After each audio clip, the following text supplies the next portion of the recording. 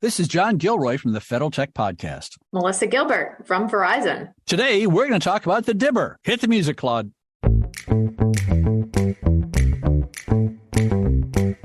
Welcome to the Federal Tech Podcast, where industry leaders share insights on innovation with a focus on reducing cost and improving security for federal technology. If you like the Federal Tech Podcast, please support us by giving us a rating and review on Apple Podcast. Welcome to the Federal Tech Podcast. My name is John Gilroy, and I'll be your moderator. Today, we have Melissa Gilbert. She is the Executive Director, also the Business Information Security Officer for a small company people don't know called Verizon. Melissa, how are you? I'm doing well. Thank you. How are you, John? I think if you've been in the federal technology community for 20 minutes, you probably know about Verizon. And if you've been in the federal tech community for an hour, you probably know about this big annual report called I want to get every single word, the Data Breach Investigative Report. Everyone calls it the DIB or the DBIR or something like that. What happened is 15 years ago, Verizon came up with this idea to actually study what's going on with cybersecurity and give the information away for free, which kind of fascinates me. But every year, people with PhDs in computer science, novices like me, they read it and they get information for it. And what I wanted to do today is, for the benefit of our federal listeners, tee this report up, talk a little bit about it, how it was developed, what you do, what your role is. So maybe some gubby sitting over at Treasury somewhere, maybe at Interior, maybe they can benefit from it, because Verizon's really put a lot of money and time into this, haven't they, Melissa? Absolutely. Yes. Yeah, good. So roll back in time 15 years ago, you're in grade school, and Verizon decided to start with this report.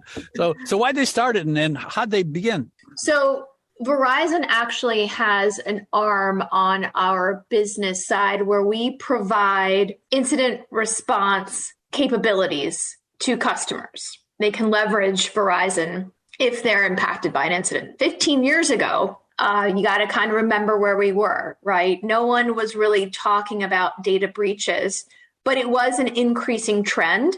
And you would hear a lot of anecdotal talk or splashing news coverage about the latest large data breach. And so as the largest provider of incident response at that time, we would get called by the media anytime something was leaked or a threat actor made a claim about a breach or data being sold on the dark web. Now, we obviously could never talk about anything that we specifically did with our customers for confidentiality purposes, et cetera. So that was really what caused us to make the decision to basically bundle up all of the case data that we had, anonymize it, of course, and then report out on the salient points. So it was always intended to be an external publication to address the concerns and questions over this growing area, again, growing back in 15 years ago. We also saw, the absence of factual data coming out at this time. And so being able to address misinformation with accurate, actual data was important to us, so that we would be able to point organizations leveraging us into the right direction, right? And not just chasing what the latest headline was or root cause of the latest data breach. Database decision. That's rare, isn't it? Right. That's right. That's right. I was just thinking about my introduction to you, and I Business Information Security Officer. I'm sure people that are reading that going, he must have got that word confused. It's really, Chief Information Security Officer. It's a CISO, right, John? No, it's not CISO. It's BISO. So just for the people who think I screwed up, Melissa, tell us what your job entitles. Absolutely. Yeah, no. So I am, like you said, the BISO for the Verizon Business Group. And, some companies use this BISO setup where essentially I represent all things CISO to the Verizon business unit. I'm responsible for ensuring that our larger enterprise-wide cybersecurity capabilities get embedded in the Verizon Business Group every day. Conversely, I'm responsible for ensuring that any of the unique needs for Verizon Business Group are then communicated back to the larger corporate information security team and determine whether we can modify or introduce additional capabilities to address whatever the unique needs are. And if we cannot do that, then my team will provide that specific and unique service to the business unit. And just to take a pause, so we have the Verizon Business Group, which again is who I represent. And that's the unit where we provide big B2B connectivity and custom networking solutions, et cetera. And then we also have the Verizon Consumer Group, which most people are likely familiar with. And that is our, cellular data plans, right? Your iPhones, consumer family plans, things of that nature. I'm thinking of a dated analogy here, but it might work. Back before the football players had headsets on, they'd have something called a messenger guard. The guard would be sitting and they'd run in and say, play 4 and come back in. And so then I'm insulting you, but you're like a messenger guard, aren't you? Like you kind of know both sides and you can convey information of what's going on in order to win the game. Exactly. You got it. I love that. Oh, wow. I'm a messenger. Thanks a lot, John. Nice things you're going to say after that. Okay. So we know that Verizon put together this report. So if we have this painting it in broad strokes, if we look at the last 10, 15 years, what generally has happened over the last 15 years from your perspective? Yeah, so it's interesting, and in fact, in this year's DBIR, there's a whole section dedicated to what's changed and what has not changed. And so I think it's important to probably just note that the DBIR talks in terms of the 4 A's, the 4 attributes of any incident: the actor, the action, the asset, and then the attribute. So for the most part, the actor has not changed. Back in 2008, external actor was the most common actor in breaches, and that remains true today as well. When we talk about the actor, the DBIR also looks at the motive. Why are these actors doing whatever it is that they're doing? And this is another area that has remained constant over time. So financial, right? Why are these threat actors attacking us? It's really for financial gain. Now, there's one interesting tidbit in this motive, in that back in 2008, the sort of ideological type of attacks made it into our charts, right? You kind of think about people doing this just to get back at someone. There's a grudge, or they're just kind of in it to see if they can do it for fun or curiosity. And that really does not come into play today. Today, this hackers and threat actors, like I said, are really in it for the money. It's for financial gain. They're very organized. They're formal. And so I think that's definitely a shift that we've seen over time. As far as the action, what the hackers or threat actors are doing, it's still hacking and malware. I think the biggest difference really that we see over the past 15 years is the asset. What is being compromised? So server remains the number one from 2008 still to today. But the big shift is that people are actually the number 2 asset compromised. So I think that's a big takeaway and should not be understated for anyone who's looking to stand up, right, or review an information security or a cybersecurity program. We have to really consider our people now, not just our technology assets. I can remember years ago when they talked about denial of service attacks, and now they talk about credential theft. So it's gotten personal, huh? Absolutely, yeah. And in fact, that's a great segue into, the what, right? The attribute, which is the final A. And back in 2008, and I can remember this too, the payment card data, right? Credit card data was kind of the hot data, if you will.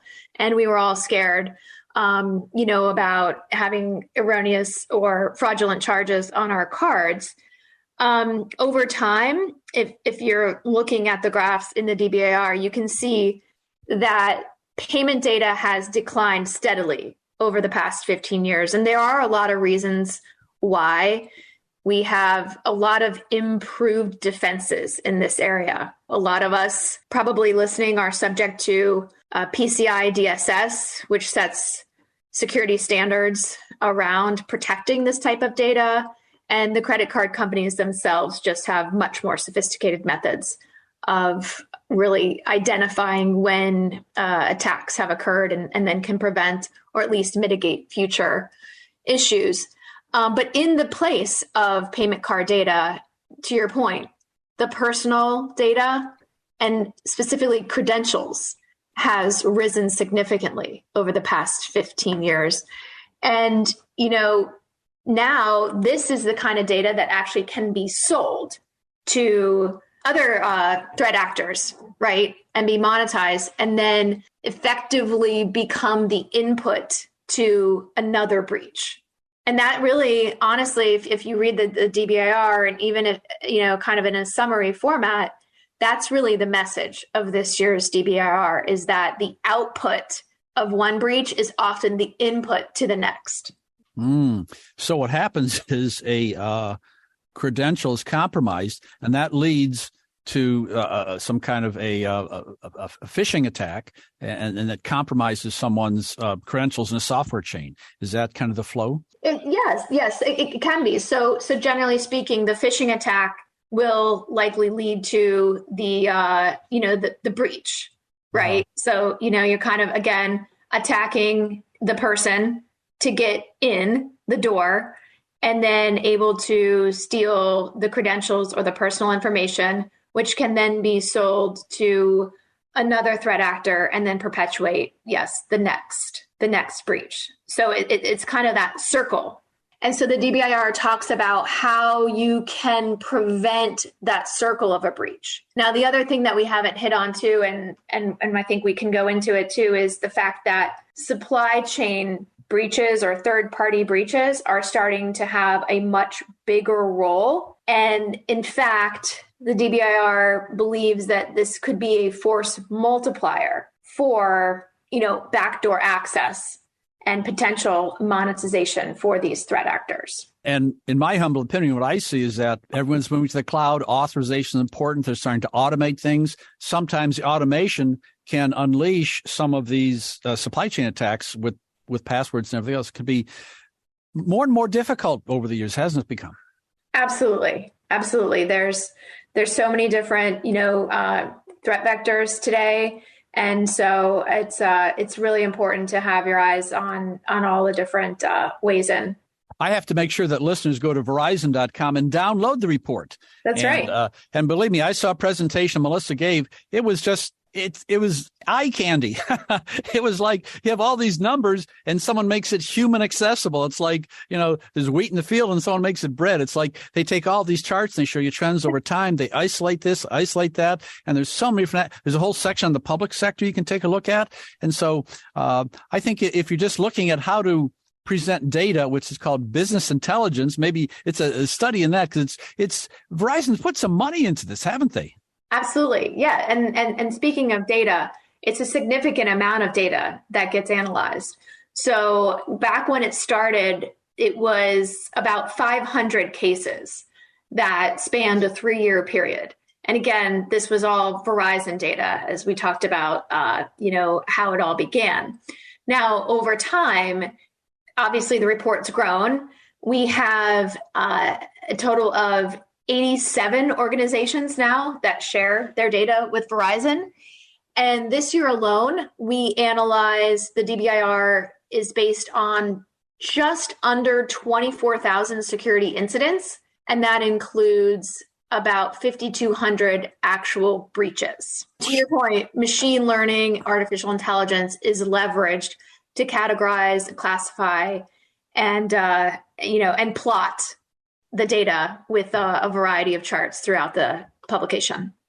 Now, my lawyer friends listening and maybe our technical people say, oh, what did she say? Oh, a breach, an incident. What's the difference there? Give me a 5 hour. Yeah. I want a 5 hour answer on no. I mean, we have to, because it's part of this report, it's a breach. So we have to define an incident and a breach. Maybe you can do that real quickly for our audience. So the DBIR uses a data schema that was also created by Verizon, and it's called VERIS, which stands for the Vocabulary for Event Recording and Incident Sharing. It's free. You can Google it and go out and check it out. So within VERIS, an incident is defined as any compromise of confidentiality, integrity, or availability. And any breach in VERIS is defined as the confirmed disclosure of information to an unauthorized party. So as I mentioned before, 5,200 breaches, 24,000 incidents. Breaches are a subset of incidents. So that's the interesting part. I was just thinking about this graphical depiction. I interviewed Andrew Churchill from QLIK in episode 33, and you go back and listen to that, and they're trying to use data visualization. Maybe they're looking at Verizon going, well, hey, Verizon managed to somehow present this data in a format that's acceptable. So from the perspective of a federal information technology professional, they can download the report and they can get dazzled by all the charts and projections and everything else. But there seems to be some trends that are going up, some trends are going down. I think phishing and ransomware seem to be going up. What about the role of training in all this? I mean, I've had people say that you could train a Harvard PhD and 4% of the time they're going to allow a phishing attack. And other people say, well, at least it's not 20%. So what about training and ransomware? Yeah. No, I think so first of all, ransomware, to your point, going up. In fact, I believe the factoid is that it rose 13% this year alone, which is more than the last 5 years combined. Let's repeat that. Combined. Exactly. Wow. Right. Again, just a reminder, at its core, ransomware is a method of monetizing an access, right? And there's an interesting appendix in the DBIR too that talks about this, and the authors did a ransomware economic study. So it's an interesting read. Basically, to summarize, they concluded that ransomware is not really like running a business, but more like playing the lottery. And until there's not a quick win on the other side, that ransomware will continue to be with us. But definitely go ahead and check that appendix out. Like I said, it's a good read. And then back to your question on training, John, there's obviously a lot of technical controls and mitigating factors that companies can leverage to minimize their chances of being breached. But the human element is one that we really just haven't cracked yet. So the DBIR also has a changing behavior appendix that talks about what are some of the things that we should be thinking about or doing when it comes to the human element, right? There's no perfect mitigation. We're just too complex. But they do talk about training. So on average, organizations, and this includes Verizon, do about an hour of phishing training a year. Depending on your company and again, what you have dealt with, you may need to do more. It also talks about phishing tests. What should they include? What should they not include? Do you need to have quizzes from time to time, simulations of potential security incidents? And to be perfectly honest, the DBIR notes that we're still learning what works and what doesn't in this space. And that's okay, right? That's how science works. We need to know what mitigations work, and we're kind of working to get to that. So one of the things that the DBIR does include in the Changing Behavior Index is what you should expect in a test that's meant to test what human element mitigations work, right? So what should you be looking for to determine whether a test or quiz is actually meaningful or valuable. And it also lays out what you should expect to get in the results. I'm just thinking about if I was maybe this weekend raking leaves, talking to my neighbor, and they ask about Verizon. And there must be some perceptions that people get confused about this report. For example, they must think that, oh, yeah, Verizon's trying to sell me their stuff. Well, no, they're not selling anything here. In fact, it's free. Well, Verizon just picked it up from like the East Coast. No, it's a global amount of information. So it's you got it. It's you use the word scientific. It's an attempt to be at least as objective as possible. It's I mean, you talk about how you gather the data and use other organizations, 80 other organizations. So there's some elements that people get confused about. Those are the things that I think people have to reinforce, that you're doing this for the benefit of the community and you're putting a lot of money into it. And it's probably saving companies money in the long run. You got it. And it really is looked at and is published to be a true research and thought leadership publication. It is not a sales tactic, to your point. And again, as you noted, it is domestic and international. So the 87 contributors range from law enforcement agencies to forensic and law firms, different certs, and the ISAC councils and whatnot that share their data with Verizon. And we talked about phishing, which, if I'm walking the dog and I get an email from Melissa and I open and I get trapped, that could happen. Not that's accusing you of anything, but, I think there's other human errors here, too. There's misconfiguration. Yeah. There's just someone told me about MFA fatigue. What's that? Yes. I'm getting bounced too many authorizations. Let's approve them. And all of a sudden they get in. So there's human aspect, too, isn't it? Yeah. Oh, yeah. Human aspect is attributed to 82% of all of the incidents and breaches reviewed this year. Humans, those darn humans, we've got to get them off the system, don't we? Well, crystal ball time, 15 years in the past, 15 years in the future. How do you see the report changing in the next year? And what kind of challenges you have in putting together the next one? Sure. Well, so I think that, there is a plan to produce it next year. So everyone can mark their calendars and look forward to that. It normally is published in the May timeframe. Challenges, I think it all comes back to the data, right? When we talk about the fact that there's 80 plus contributors, these companies or organizations, they all have their own priorities. They all have their own resources and challenges. So it's not like everyone neatly submits their data on a specific date, and then we have X number of weeks or months to analyze, right, and go back and ask questions. It can be a lot of back and forth to get the data in a format that is required. And again, because of the differences in time zones, domestic and internationally, it can be a bit chaotic to pull it all together and draw the appropriate conclusions, again, using those scientific methods that are also described at the beginning of the report. So that's the main challenge. Verizon.com for the DBIR. When I was doing my research this morning for this interview, I happened upon a phrase that I haven't seen before. And it talks about some people are targeted more than others. Maybe it's celebrities, maybe it's politicians, athletes. I don't know why they target an athlete, but they call it a very attracted person or something. Is there a category for people that get attacked more than others? Yes, I believe that is you're talking about spear phishing. Maybe very attacked people. Some people are really targets, and they go after more than others. Right, and then for that, the threat actor will do a lot of background and investigation and research online, social media platforms. What does this person like? What are their hobbies? Where do they vacation?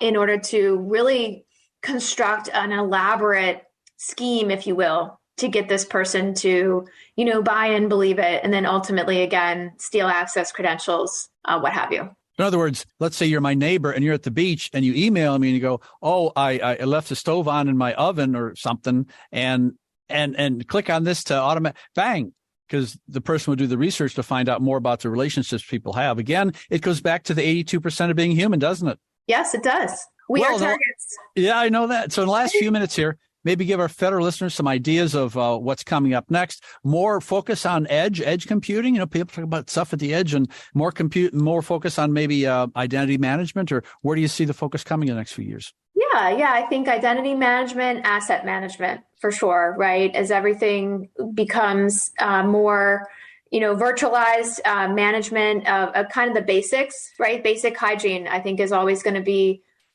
key when it comes to having a strong and solid cybersecurity program. Back to the basics, huh? That's right. That's right. Any parting words before we leave, Melissa? No, thank you so much for having me on, John. I think companies can use this DBIR in multiple ways, specifically to use it to pressure test an existing strategy. Are you prioritizing, is what you're prioritizing relating to the key types of breaches and threat actors within the DBIR? Leverage it in producing or approving business cases. So it really should help drive, like you said at the beginning, data-driven decisions. And the other thing too is, I think it's important to not just read it once and be done with it, but continue to refer to it throughout the year. Because everything, as you face changes in your landscape and environment, make sure that you're, again, leveraging this in any way you can. I imagine if you're trying to make a decision about a vendor and there's emphasis given to denial of service attacks, and maybe you personally think there should be more focus on credential, maybe you can get the DBIR and go, well, look, this is what Verizon says about this, and they kind of bolster my case. And so maybe there's an application of using it to persuade someone to make the correct decision that can impact everyone in this federal government. Yeah. You got it. And I think, and the other thing to note too is within the appendices, they have all different industries as well as regions. So while there is the overall trends and the overall message, it could be different for the specific industry. I know we're talking about federal, but if you're looking at a specific vendor, or again, maybe you're just, trying to help out one of your colleagues or a neighbor, there are very specific insights for the different industries that are also included. And those trends could differ from the overall. So check that out too. That's good to know. Good to know. You've been listening to Federal Tech Podcast with John Gilroy. I'd like to thank my guest, Melissa Gilbert, Executive Director, Business Information Security Officer at Verizon. Thank you, Melissa. Thank you, John. Thanks for listening to the Federal Tech Podcast. If you like the Federal Tech Podcast, please support us by giving us a rating and review on Apple Podcast.